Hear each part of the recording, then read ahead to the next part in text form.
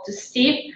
So you might know him as the author of our series for teenage exam preparation Optimize, but he's also the author of our new course, Speak Your Mind. So I have some copies here, not all of them, but here they are. They're really new, just came from the press. They're beautiful, they're really interesting, and they're aimed at young adults. So Steve today will be talking about how we think and how it affects the way in which we learn languages. So here's to you, Steve. Thank you very much, Federica, and hello, everybody. I want to give a shout out to Rob Howard, who has just complimented me on my nice shirt. Well spotted, Rob.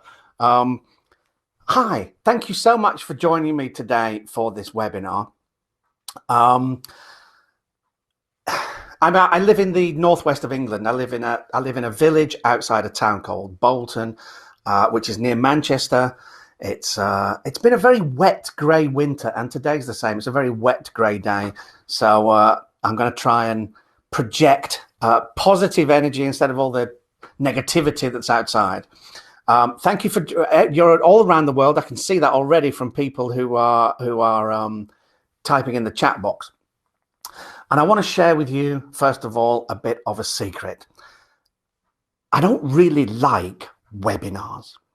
Okay. Now I have to do a lot of them, and they have huge advantages. There are huge pluses. One is that there is no way that we who are here today could get together physically.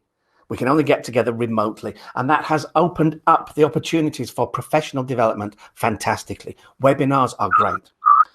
Personally, as a presenter, I'm much more comfortable with meeting people face to face and interacting with people and sharing ideas. And webinars can be a little bit like giving a lecture. And I've never felt that as a teacher or as a teacher trainer, that's never been my kind of style, really. I much prefer a workshop feel. So as much as possible, I want us to try and make this interactive. And there are going to be two ways that we're going to be interactive. The first, some of you have already discovered, and that's the chat box. So get in there, make your comments. There are certain points where I'm going to ask you questions and ask you for suggestions, and that's where that's going to happen. I've also got, at one point, I've got a couple of surveys. A question is going to come up, and you'll have to choose yes or no. So rather than doing that in the chat box, I want you to click on the buttons that say yes and no. It'll be obvious when we get there. And as Federica said, my new course, Speak Your Mind, has just been published. I mean, the ink is still wet on it. And I'm very excited to finally, after 3 years or so, after 3 years of effort, to finally be out talking to people, talking to teachers, and sharing the ideas that went into creating this course. So let me just start by giving you a brief overview of what I see as the key aspects of this course. And then we're going to shift into thinking about thinking skills. And I'll show you how we were thinking about thinking skills and how that has fed into the materials. So Speak Your Mind is a 6-level series for adults. When I say adults, the prime students that we have in mind are ages maybe 18 to 25 is our core target. And one of the key ideas that we established very early on was the importance of developing language skills, life skills, and thinking skills together. In fact, I would go even further. I would say that it's a mistake to try to separate these things out from each other. They have to develop in tandem because they're so intimately connected. The classroom is a kind of training ground for the wider world for these students. So we have to aim at giving them the skills to put their skills into practice in their personal lives, in their professional lives, and in their academic lives. Another key idea that we established as one of the cornerstones of the course was this idea of creating confident communicators. So many times, students go to English classes, they learn English, but then they lack the confidence to use their English properly. And they find that they understand a lot, but they're not able, they don't have the strategies, the communication strategies, the communication repair strategies. They don't have the ability to communicate confidently.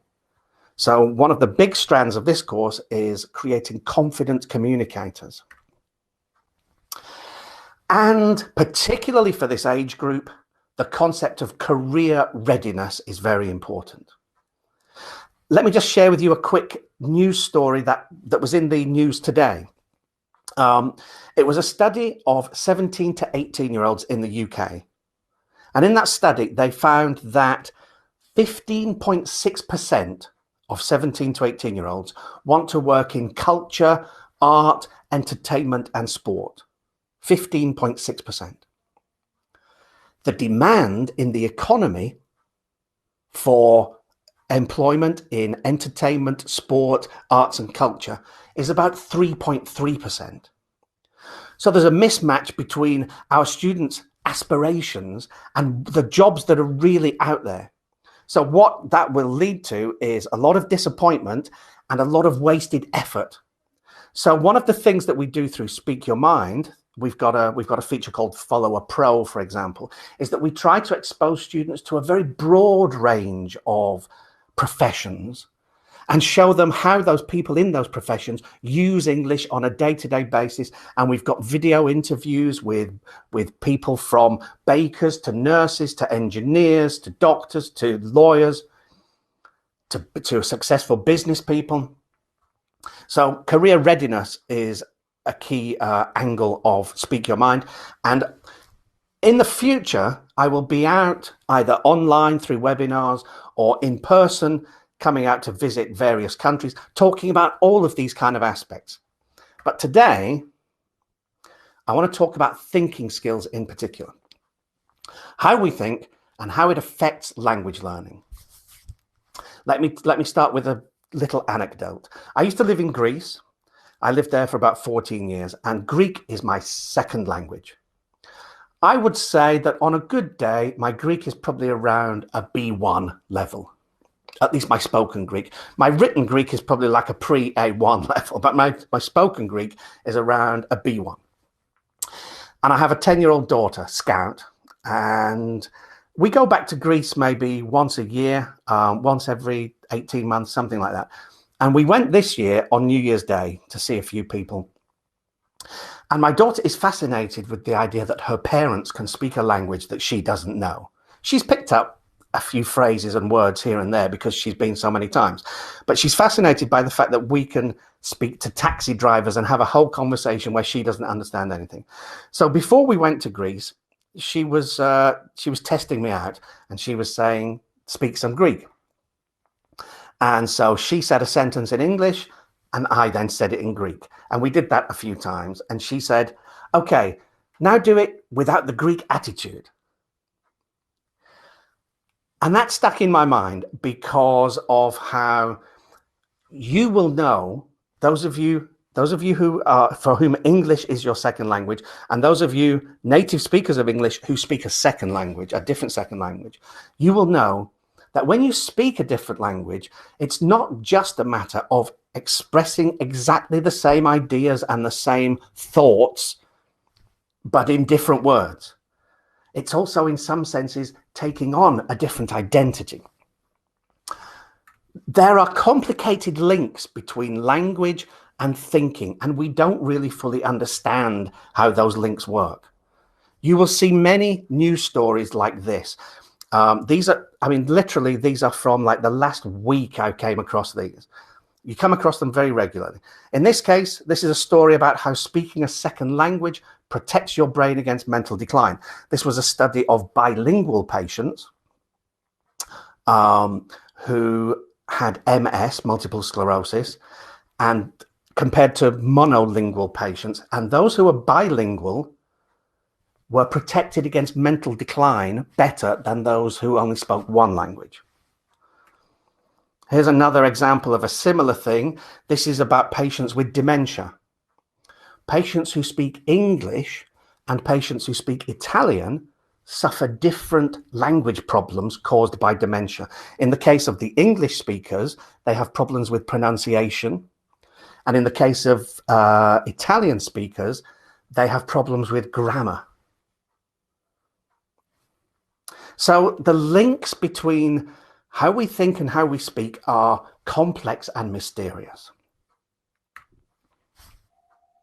And we're going to explore that together now. This is something called the trolley problem. You may have heard of it. It's a classic psychological assessment tool, let's say. So in the distance, we've got a trolley coming towards us. I mean, because this test was created by American scientists, they call it the trolley problem. The trolley is really a kind of, I think in the UK, we would call it a tram, I suppose. But let's say a train or a trolley is coming along the track. You are standing next to the lever. Okay. Now, if you do nothing, the train will hit 5 people. Okay. Do nothing, and 5 people will definitely die. If you pull the lever, that will switch the track, and the tram will then kill 1 person. So the question is, do you pull the lever or do you not pull the lever? This is my first survey. Don't answer this in the chat box. Answer this in my survey, which you should see now. So choose yes or no. Do you pull the lever yes, or do you not pull the lever no? Very good. Okay, the answers are coming in. Somebody says it depends who the person is standing there. Okay, this is not a revenge killing. This is a random member of the public. Okay, so vote in the poll. Yes or no, yes or no.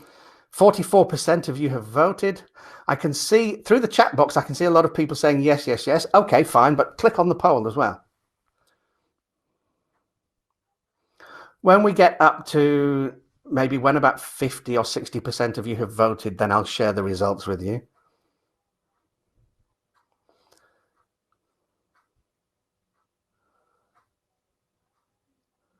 Okay, that's 51% of you have voted, 52. So I'm going to end the voting there because I don't want to wait all day.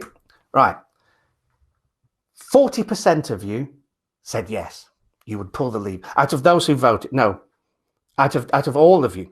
So 54% it looks like voted, 41% said pull the lever, and 13% said don't pull the lever. Okay. Let's change it slightly. If I go back to my presentation, again, you're offered a choice, but it's a slightly different choice this time. The trolley is coming down the track and there are 5 people standing on the track. You are standing on the bridge over the track next to a very large man. Okay.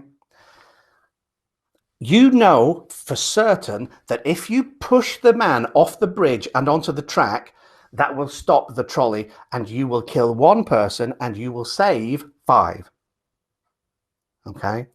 So let's do the survey again.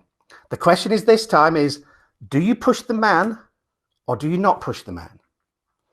Choose yes to push the man, choose no to do nothing, and 5 people die.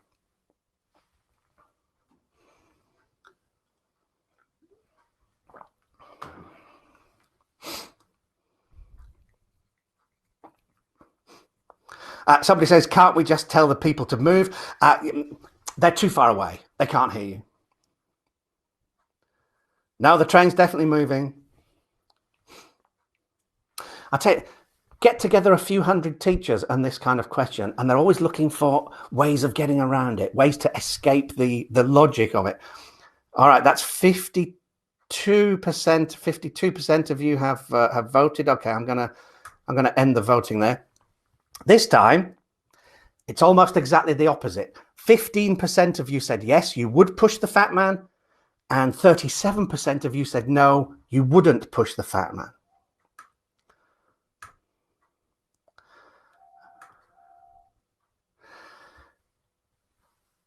In 2014, researchers did an experiment with the trolley problem, these two versions of the trolley problem. And they asked people the question, some people in their native language, and some people in a second language that they were very proficient in. And these are the results. The first situation, do you pull the lever or do you not pull the lever? Whether you are asked in your first language or whether you are asked in a second language, 80% of people say, yes, I would pull the lever. But look at the footbridge one in a second language, in a first and second language. When you have to push the fat man off the bridge, if you are asked the question in your first language, around 20% say, yes, I would push him. When you are asked the question in your second language, over 40% say, yes, I would push him. Now, isn't that interesting? Why? Well, the researchers in this case theorized that what is the difference between scenario 1 and scenario 2? In both cases, you are killing one person so that 5 survive. So why would you make a different decision in the second case compared to the first case? The difference is that when you pull a lever, you feel disconnected from the act, whereas when you actually push somebody onto the track, there's a shock and a revulsion at the act of pushing somebody onto the track. So in a second language, we feel less of that emotional shock. It's a little bit like swearing, I think. Most of you, probably all of you, know some swear words in English. Or if English is your first language, you probably know how to swear in a second language. I know enough to swear in Greek to get myself into a fight, but not always enough Greek to get myself out of the fight again. But swearing in a second language never has the same emotional impact as swearing in your first language does. Because by the time you come to learn your second language, those deep emotional roots to taboo words have already been laid down in your first language. And so I think that is connected to this as well, that we make different moral decisions in a second language because of our emotional distance in a second language. Isn't that interesting? If you want to find out more about this, then if you Google that title, How Morality Changes in a Foreign Language, that will take you to this Scientific American article. And in there, you will find links to one or two other studies that, like the one I just showed you and one or two others. So if you want to explore this more, just Google that title.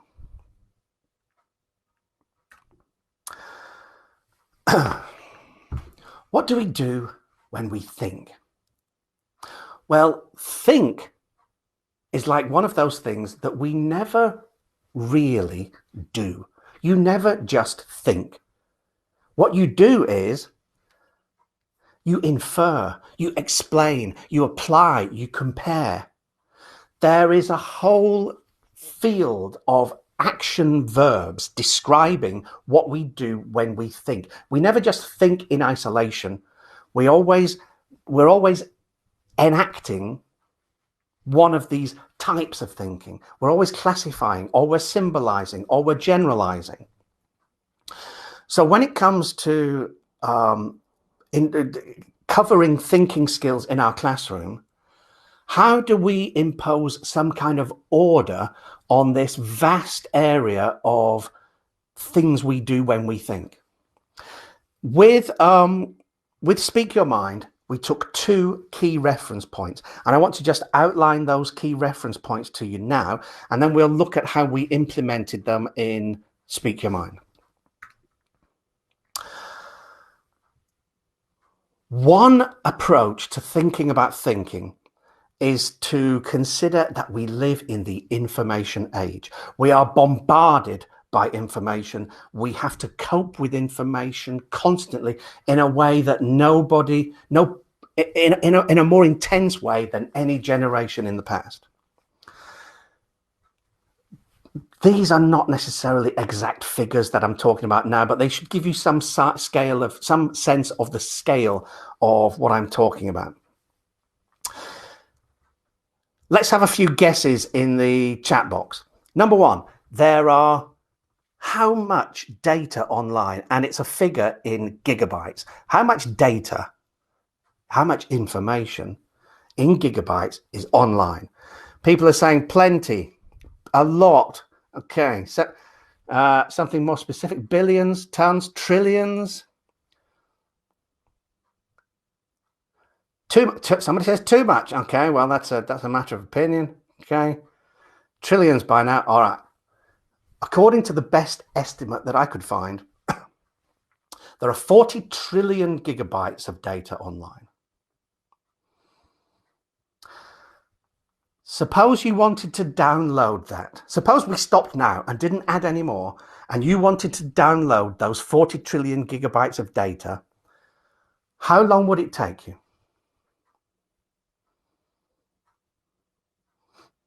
50 years? A day? A day? You got some fast internet. A life? On Mexican Wi-Fi? Okay, I can't comment on that. If you downloaded the internet, it would take you around 181 million years. Okay, and that's if we stopped right now. In fact, it would be impossible because we are producing data online faster than you could possibly download it. So how much data do you think is created every day? How much do we add to the internet?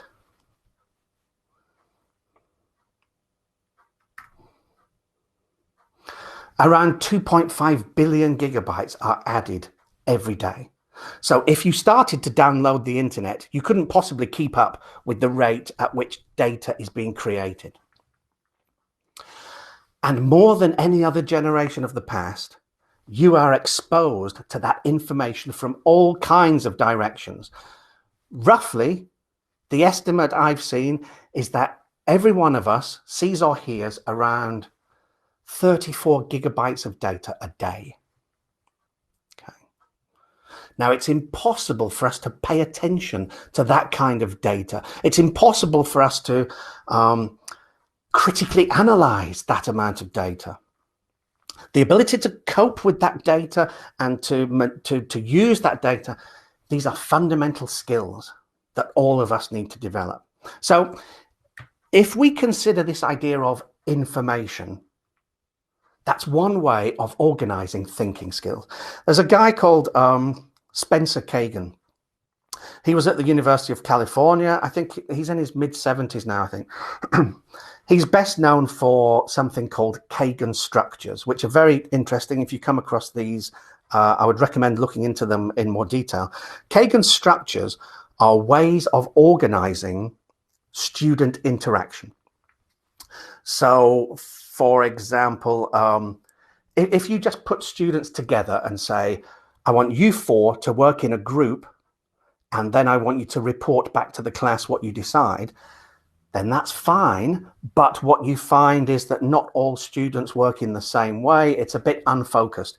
And so Kagan structures are specific ways of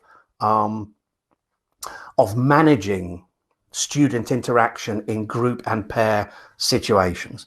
And he has also come up with his own system for organizing thinking skills based on information.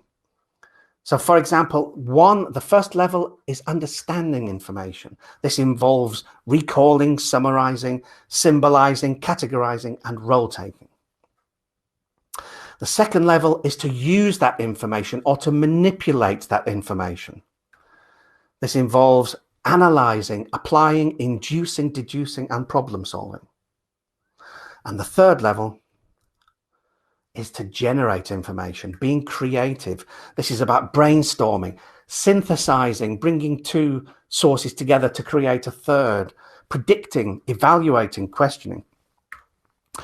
So one way into this area of thinking skills is to think about how it relates to understanding, manipulating, and generating information. That's one of the tools that we used when putting together Speak Your Mind. The other tool we used, some of you may be familiar with it. I see that in the chat box, I think one or two people mentioned it already. Bloom's taxonomy. Benjamin Bloom was an educator in America in the 40s and 50s, and I think it was 1953. He was the chair of a commission that published an analysis of thinking skills called Bloom's taxonomy, and then that was revised in 2001. So we're going to be talking about Bloom's revised taxonomy. A lot of it is similar to the existing taxonomy, but there are one or two key changes. And it's seen as a pyramid where each level builds on the thinking skills at the level below, at the levels below. Okay. So I'm going to show you a rough definition. I'm going to show you the pyramid with a key word missing. I want you to tell me what that key word is. Okay, so this is about recalling facts and basic concepts, defining, listing, memorizing. What word do you think is missing from that level of the taxonomy?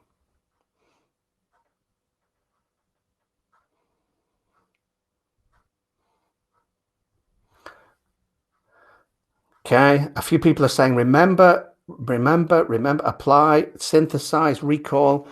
Okay, the first level is remember. The most basic interaction that you have with information is that you remember it. Now, sadly, in my experience, a lot of educational systems around the world are stuck at this level, where a lot of the interaction between students and teachers, or a lot of the engagement that students have with the educational process, is remembering stuff. I don't want to downplay how important it is to remember stuff. That is a fundamental basis of this pyramid, but there's a lot to go beyond just remembering stuff. Second level, this is about explaining ideas or concepts, describing, classifying, discussing. What word do you think is missing in this level? Analyze, organize, understand, apply, reproduce. Okay. The next level after remembering information is understanding what you're remembering. The third level, after understanding, then you need to be able to implement information, solve problems, use your understanding. Lots of people are saying apply, application, use, implement. Okay, good. Apply the information. After the level beyond applying, this is about drawing connections between ideas, organizing, questioning. This is where you begin to really critically think about the information before you. A few people are saying analyze, trying it on, use. This level is analyze. Okay. Then you need to be able to argue using information. You need to be able to select and support and value and weigh information. We've got evaluate, compare. This level is evaluate. And there's one final level. This is about producing new or original work, constructing, developing, formulating, authoring. And everybody's saying create, produce, create. Okay, so these are the labels of Bloom's revised taxonomy. In the original Bloom's taxonomy, they had synthesize, I think, instead of create. But create is a more all-inclusive term. So these were the two two angles that we used to approach thinking skills from in Speak Your Mind. And what I want to do is show you some examples. In fact, what I'm going to do is get you to be the course book writer, get you to be the teacher, and decide what task would work with students based on what they're doing in class at this point. Here are the 6 levels of Bloom's revised taxonomy: remember, understand, apply, analyze, evaluate, and create. Now, each of those has a number of action verbs associated with it, and sometimes the same action verb might be used in different categories. We used this to structure how we built the tasks. So the first level we're going to think about for the moment is remember. Okay. I'm going to be showing you things from different levels, from level 3, from level 3. Well, actually, it's book 3 and book 2. There are 6 levels, but there's also a starter level. So it goes starter 1, 2, 3, 4, 5. So this is from book 3, which in the CEF is at a B1 level. The units are structured in the same way. There's an opener, which we use to activate students' pre-existing knowledge. And then the unit is divided into 3 lessons, each of which takes a different angle on the overall topic. In this case, animals. So here, what I'm going to do with my students to get into the lesson, this is a good example of how the openers work actually. What do you already know? I want to activate their existing knowledge. Think about the animals you know and their characteristics. Write the names of the animals. So domestic animals, they might write cat, dog, etc. And characteristics, they might write loyal, cuddly, furry. Wild animals and their characteristics: lion, fierce, dangerous. Okay, so that's set the foundation for the lesson. And then in the lesson, I'm going to give them a reading, and we're going to think about animal intelligence. We're going to talk about the mirror test. Now, this is a classic example of testing whether animals, and in fact it has been used on human babies as well, to test when they become self-aware. At least when do they become aware that the reflection in a mirror is themselves and not another animal. So what you do is you take the animal and you anesthetize it, and you put something like a dot of paint on its forehead, on its ear, somewhere like that, where the animal can't see it except in a mirror. So then the animal wakes up and is presented with a mirror, and so the animal sees its reflection.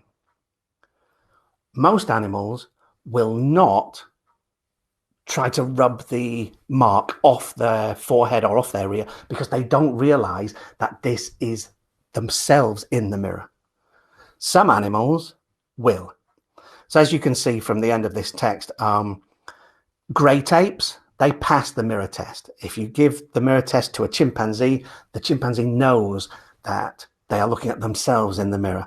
Elephants, dolphins, orcas, and Eurasian magpies also pass the mirror test.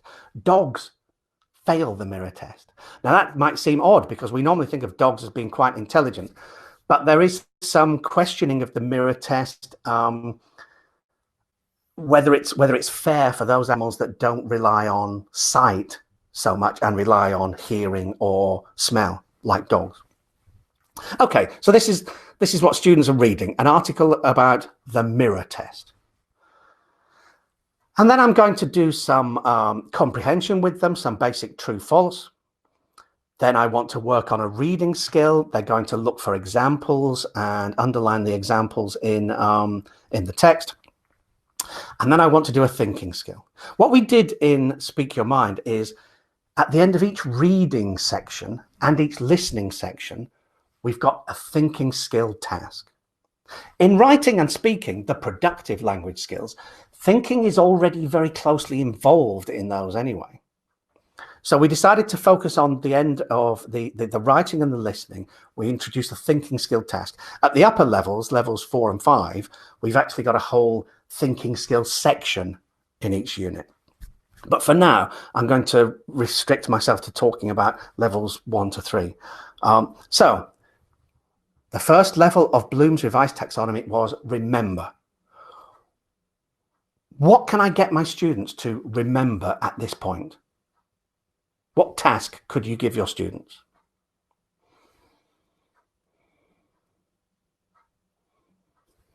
A brainstorming. What are you going to ask them to brainstorm, though? Retell what? If we want them to remember, then they should be telling us something about what they've just read. So, for example, I want them to recall, without reading the text again, tell me how the mirror test works. So that's a basic level of remembering what you've just read.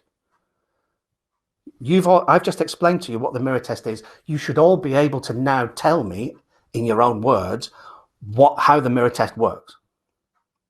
Okay.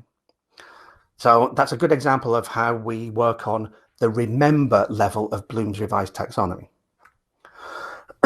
Another good suggestion there from Olga. Name the animals that have passed the test. Yes, without looking, can you tell me which animals passed the test from the article you've just read? Understand. Okay, this is about demonstrating understanding of facts and ideas by organizing, comparing, interpreting, etc. Now, I'm jumping down now to book 2. Book 2 is at A2 on the Common European Framework, and this is a unit all about celebrations, holidays, and it's called Party. Again, I'm going to use the opener to activate my students' knowledge. I want them to think about occasions that they celebrate. Can they name some celebrations in their own country? Can they name some international celebrations?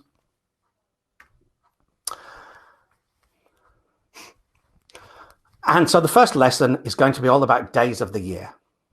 What do we mean by days of the year? You will be familiar with the idea that you hear it all the time. Today is the International Day of the Woman. Today, do we call it that? International Women's Day. Today is International Reading Day. Today is the National Day of the Hedgehog. You hear this in the media all the time. So that's what this text is about. Every day is a holiday.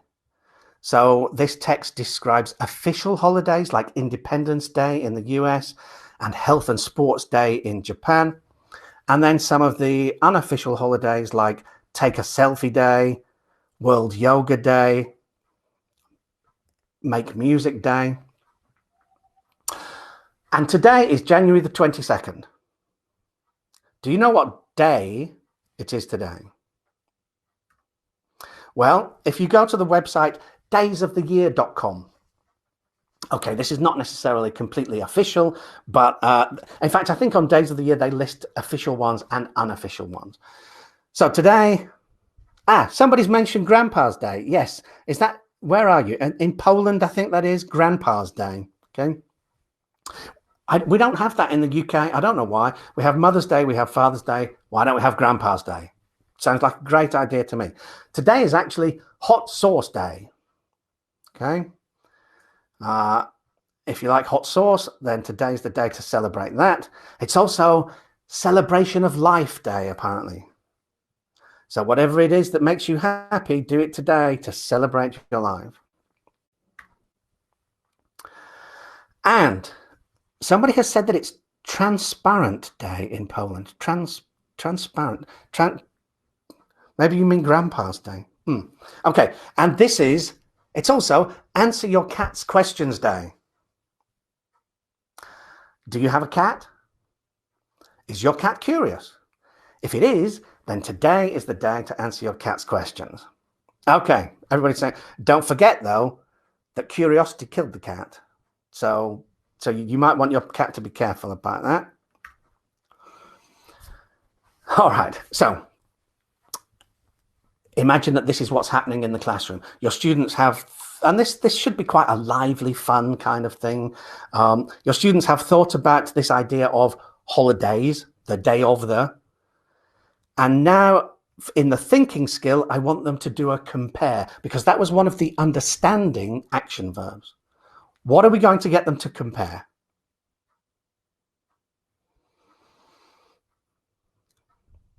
Why don't we get them to is that Darina? Darina says that her cat is listening along with her. Okay, well, if the cat has any questions, then maybe the cat can save them until the end, and I'll do my best to answer them, since it is International Answer Your Cat's Questions Day. What can we get them to compare? Why don't we get them to compare their own country with other countries? So, for example, what holidays are celebrated in your country but not in other countries? So a good answer for people in Poland might be Grandpa's Day. Maybe other countries celebrate that, I'm not sure, but we don't celebrate it in the UK, I know that.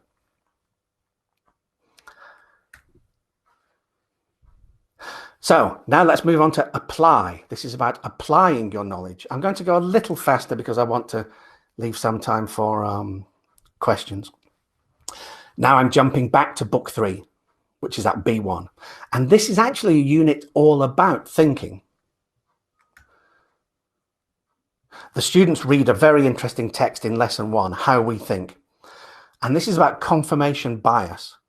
I don't know if you're familiar with this idea, but it's the idea that when you see evidence that supports what you already believe, you tend to accept that evidence. When you see evidence that contradicts what you already believe, you tend to reject that evidence. So a good way into this is task A. Do you think the world is generally getting better or getting worse? Now, I'm quite an optimist. I believe that if you were to be born at any time in the history of the world and you had no control over which country or which social class you were going to be born into, you were just going to be born totally at random, then now is the best time in history to be born. We are reducing global poverty. We are eradicating some serious diseases. However, if you think that we are on the cusp of, if what you see when you look at the world is environmental collapse, violent crime, economic stagnation in the West, then probably you pay attention to evidence that reinforces that, while we are all guilty of confirmation bias. Okay, so students read about confirmation bias, then I've now jumped forward in the same unit to students doing a listening about creative thinking. And for apply, we're going to give them a creative thinking task. And we're going to do this together now. So they listen to somebody talking about creative thinking. And then in D, I give them a thinking skill. Record as many different ways to use a paperclip as you can. I'm going to give my students 3 minutes. I'm going to give you about 1 minute to do this in the chat box. How many ways can you think of to use a paperclip? Go now. I'll share some. As earrings, scratch your head, make a bracelet, as a bookmark, as a weapon, a keychain. I can't. These are going past very fast. I'll try and read as much as I can. As a key. As a pacifier for a baby, you mean? I'm not sure exactly how that would work, but okay. There are no bad ideas. To hold your curtains together, okay. To clean your nose, okay. Maybe that's enough of that. All right. Okay, very good. To clean your teeth. Okay, so this is a classic creative thinking skill. This is about applying. Analyzing. Let's think about analyzing. Okay, this is an interesting thing. I've jumped back to book 3 now. Stories of survival. Julianne Kirpke, I don't know exactly how to pronounce her surname, but when she was a teenager, she was in a plane. The plane she was in was over Peru and was hit by lightning and fell apart. And she fell 2 miles to the ground and survived. So students listened to her story, which is very interesting. And then the thinking skill, which is an analyze skill, when listening to the story, they have heard that she followed a stream. So the question is, listen again and explain why you think she followed a stream. Okay. I'm not going to give you the answer. I'm going to leave it hanging there. Buy the book, use it with your students, and you will learn the answer. Okay, let's jump on to evaluating. This again is from another unit in book 3. This unit is all about talent. And this listening is about how to succeed in the music industry.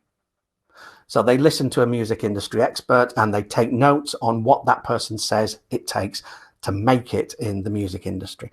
And then in task D, I give them an evaluate task.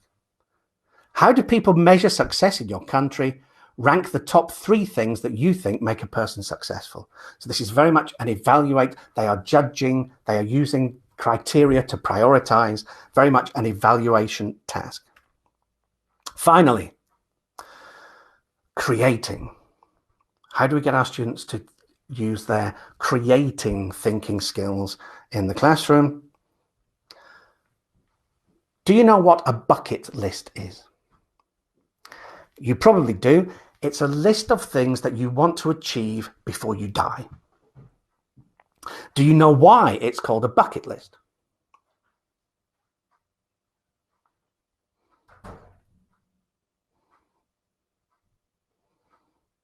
Kick the bucket. I'll say, so some people have got it there.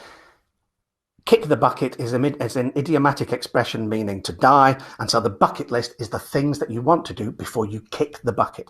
Exactly where kick the bucket comes from, I've looked into it and I can't find a definitive answer. One possibility is that the bucket was a kind of beam that pigs were hung from when they were slaughtered. And so when they had their throats cut, the pigs would kind of thrash around and kick the bucket. I don't know, take that with a pinch of salt, but kick the bucket does mean to die. And a bucket list is a list of things you want to do before you die. So the task for students, a create task, is write 2 big things and 2 smaller things for your personal bucket list. Okay, this is our final task. This is your chance to be creative. Think about your own bucket list. Think about one thing on your bucket list that you can share with everybody and write it in the chat box. Let's see what people's ambitions are. Finish an ultra marathon. Live. Okay, good luck with that. Visit the Sphinx, visit New York, attend a lesson with Steve. Okay. Well, you can tick that one off. You've been here today. Write my travel memoirs. Very good. Go back to Canada. Look at all these fantastic ambitions that people have. Climbing Everest. Take my wife with me. Okay.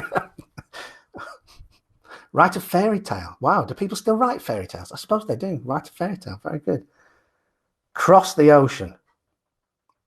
Okay, those are absolutely fantastic. Thank you so much. I hope that's given you a little bit of an idea of some of the thinking that went into Speak Your Mind when we were working on it. And thank you so much for joining me today. Don't disappear, because I think Mike's going to come back in, or Federica's going to come back in and say a few words.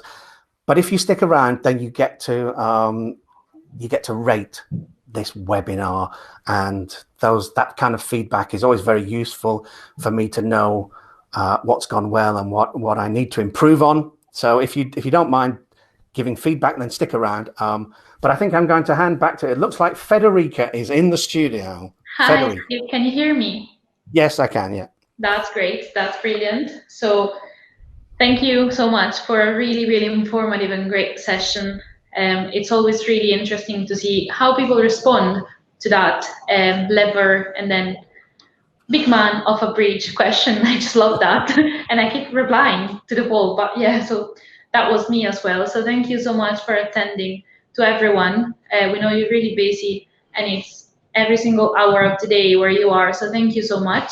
And I also wanted to say thank you to Mike, first of all, for fixing my audio, and secondly, for creating this webinar program, because we wouldn't have the webinars without Mike. So thank you, Mike is right here beside me But before we Oh, go can on, yes, go on.